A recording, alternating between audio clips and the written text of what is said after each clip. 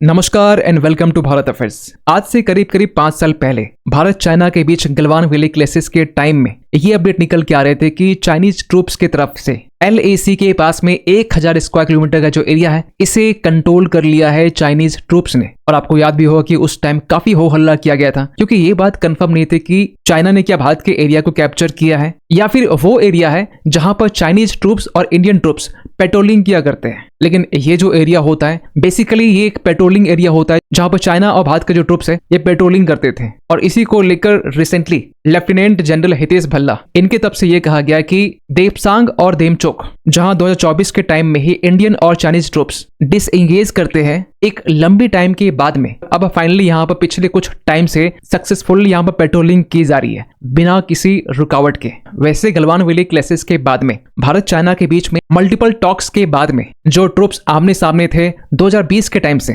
इसको लेकर last year ही doctor S Jaishankar ने यह कहा था कि 75% डिसएंगेजमेंट हो चुका है और जो 25% है ये भी बहुत जल्द हो जाएगा। और फिर कुछ महीने के बाद में कंप्लीट डिसएंगेजमेंट को लेकर अपडेट भी हमें सुनने को मिला था। तो इस वीडियो में बेसिकली हम लोग बात करने वाले कि देपसांग और देमचोक ये दोनों इंडिया के लिए क्यों स्ट्रेटेजिकली इतना इंपॉर्टेंट है, और लेफ्टिनेंट जनरल हितेश भल्ला इनकी तरफ से और कौन कौन सी बातें बोली गई है जो कहीं न कहीं आप सभी को सुननी चाहिए। लेकिन बात करते शुरुआत से, देखिए आज के टाइम में जम्मू एंड कश्मीर का जो मैप है जहां पर गिलगित बल्तिस्तान का जो रीजन है पाकिस्तान कैप्चर करके बैठा हुआ है, वहीं अक्साई चीन की बात करें तो 1962 के टाइम से ही चाइना ने इसे कैप्चर करके बैठा हुआ है। लेकिन दोनों में ना जहां वेस्टर्न साइड को हम लोग LOC कहते हैं लाइन ऑफ कंट्रोल, वहीं ईस्टर्न साइड को LAC कहते हैं लाइन ऑफ एक्चुअल कंट्रोल। लेकिन दोनों में एक बेसिक डिफरेंस ये है कि LOC के पास में हमें एक प्रॉपर फेंसिंग देखने को मिलती है, एक डिमार्केशन देखने को मिलती है। वहीं अगर LAC को लेकर बात करें तो LAC में ना कोई यहाँ फेंसिंग है ना अब तक यहाँ पर कोई डिमार्केशन किया गया है। And this is one of the reason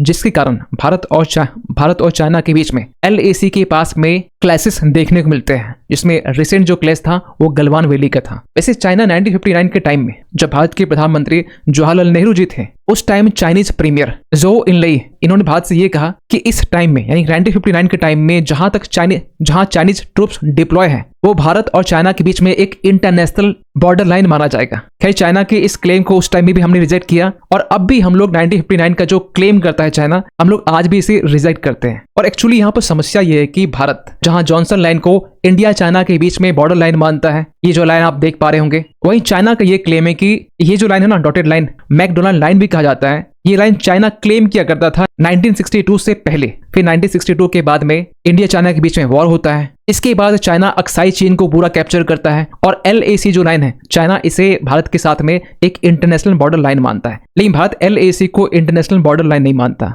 लेकिन जब 1996 के टाइम में भारत और चाइना के बीच में खासकर पेट्रोलिंग को लेकर कॉन्फिडेंस बिल्डिंग मेजरमेंट के तहत में एक एग्रीमेंट साइन की जाती है, जिसमें चाइना और भारत के जो ट्रूप्स हैं ये LAC के पास में पेट्रोलिंग करेंगे। और इसके लिए कुछ बफर रीजन्स को यहाँ पर डिसाइड किया गया कि इस बफर रीजन में न चाइना की तरफ से न भारत की तरफ से कोई भी मिलिट्री इंफ्रास्ट्रक्चर को बिल्ड नहीं किया जाएगा। लेकिन 2020 के गलवान वैली क्राइसिस के पीछे एक कारण ये था कि चाइना ने इस बफर रीजन में अपने मिलिट्री इंफ्रास्ट्रक्चर को बिल्ड करना स्टार्ट कर देता है और इसी के विरोध में गलवान वैली क्लैश होता है, जिसमें 65 पेट्रोलिंग पॉइंट्स में भारत 26 पेट्रोलिंग पॉइंट्स को यहाँ पर लॉस कर देता है, जिनमें से देपसांग और देमचोक ये दोनों पॉइंट भी शामिल थे। वैसे इसके अलावा भी हॉट स्प्रिंग से लेकर जो पेंगोंग सो है, फिर गलवान पॉइंट, ये भी पॉइंट इसमें शामिल थे। और करीब 4 साल तक भारत के जो ट्रूप्स हैं ये पेट्रोलिंग पॉइंट 10 से लेकर 13 ये फिजिकली एक्सेस नहीं कर पा रहे थे। इतना ही नहीं, ईस्टर्न देपसांग के पास में जो हमारा टेक्टिकल प्रेजेंस है वो भी हमने खो दिया था। हमें उस टाइम ये भी नहीं पता कि चाइना की जो आर्मी है PLA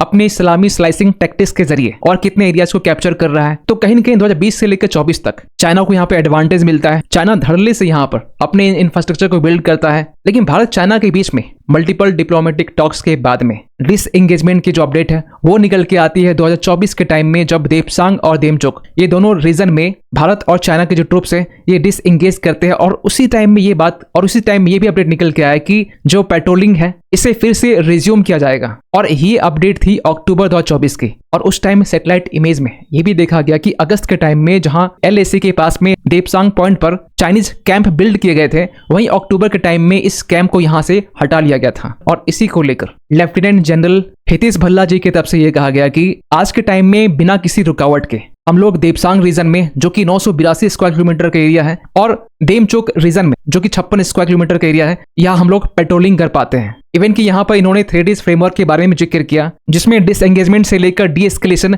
और डी इंडक्शन इनके बारे में यहाँ बात की गई कि कैसे भारत चाइना के बीच में LAC को लेकर डिप्लोमेटिक टॉक चल रही थी। हम लोग 3D पर फोकस किया, जहां पर कैसे भारतीय जो ट्रूप्स है ये पेट्रोलिंग को रिज्यूम कर सके, साथ ही साथ जो ग्रेजिंग है इसे भी रिज्यूम कर सके, इसके साथ हैवी इक्विपमेंट को पुल बैक करना और ट्रूप्स के नंबर को यहाँ पर कम करना। लेकिन सवाल ये निकल के आता है कि देपसांग और देमचोक ये क्यों भारत के लिए इतना स्ट्रेटेजिकली इंपॉर्टेंट था। पहली बात तो यहाँ पर यह है कि अगर देपसांग रीजन की बात करें तो ये जो देपसांग प्लेन है, अगर आप मैप में देख पा रहे होंगे, ये काराकोरम पास से बिल्कुल ये नजदीक में है, जिससे हमें सियाचिन सेक्टर का एक्सेस मिलता है। और इस रीजन से हम लोग चाइना का जो जिनजियांग और तिब्बत हाईवे यहाँ पर ही मॉनिटर कर सकते हैं। और रही बात डेमचोक की, तो ये जो रीजन है ना, ये साउथ ईस्ट लद्दाख में एक सेंसिटिव बॉर्डर विलेज माना जाता है। और जब तक चाइना भारत के बीच में स्टैंड ऑफ रहा, इस बीच में जो ग्रेजिंग राइट्स थे ये भी हैम्पर हुए, और जो रिवर अलाइनमेंट है इसमें भी एक फेस ऑफ देखने को मिला। और आज से 2 मंथ पहले ही वर्ल्ड का highest fighter base pneuma air base, इसको लेकर आज से 2 मंथ पहले अनाउंस किया गया था, इसे भी इनेबल कर दिया गया है।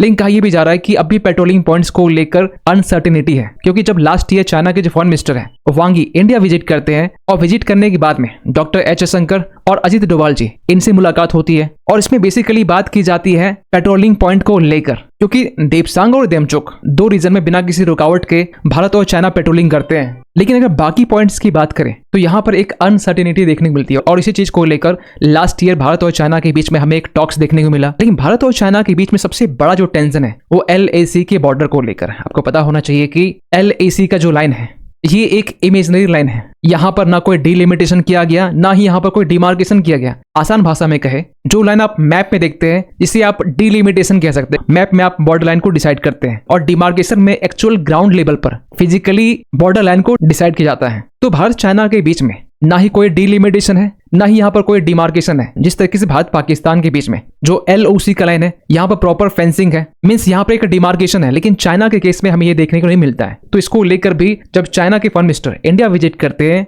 और PM मोदी से मिलते हैं, तो यहाँ पर यह भी कहा गया कि बहुत जल्द डिलिमिटेशन एक्सरसाइज जो है वो स्टार्ट होने वाला है फॉर डिमार्केशन के लिए। लेकिन चाइना की हिपोक्रेसी देखिए, चाइना यहाँ पर यह कहता है कि 1959 के टाइम में जो लाइन ड्रॉ किया गया मैकडोनाल्ड लाइन, इसे हम लोग मानते हैं अक्साई चीन में, लेकिन इसी लाइन को अरुणाचल प्रदेश में चाइना नहीं मानता है। लेकिन भारत का ये कहना है कि अक्साई चीन में जॉनसन जो लाइन है, जो ये जो लाइन है ना, इस लाइन को हम लोग यहाँ मानते हैं, और यहाँ पर हम लोग मैकडोनाल्ड लाइन को मानते हैं। खैर, जहां पिछले साल LAC को लेकर एक स्टेबलाइजेशन देखने को मिला, जहां पर लास्ट ईयर वेस्टर्न फ्रंट में इंडिया पाकिस्तान के बीच में एक कॉन्फ्लिक्ट होता है, वहीं वेस्टर्न फ्रंट में पाकिस्तान की तरफ से एक अग्रेशन देखने को मिलता है। और रिसेंटली पाकिस्तान की तरफ से जम्मू कश्मीर की राजौरी में मल्टीपल ड्रोन्स देखने को मिलते हैं। इसको लेकर army chief general Upendra Dwivedi ji की तरफ से एक स्ट्रॉन्ग वार्निंग दी गई पाकिस्तान को। और रिसेंटली एक बार फिर से भारत का जो सक्सगाम वैली है ये फिर से न्यूज में आता है, जिसको लेकर हमने कल ही वीडियो बनाया था। और अब ये देखने को मिल रहा है कि भारत और चाइना के बीच में सक्सगाम वैली को लेकर जो टेंशंस हैं वो बढ़ता हुआ दिखाई दे रहा है, क्योंकि चाइना ने फिर से एक बार यहाँ पर सक्सगाम वैली को लेकर ये कहा है कि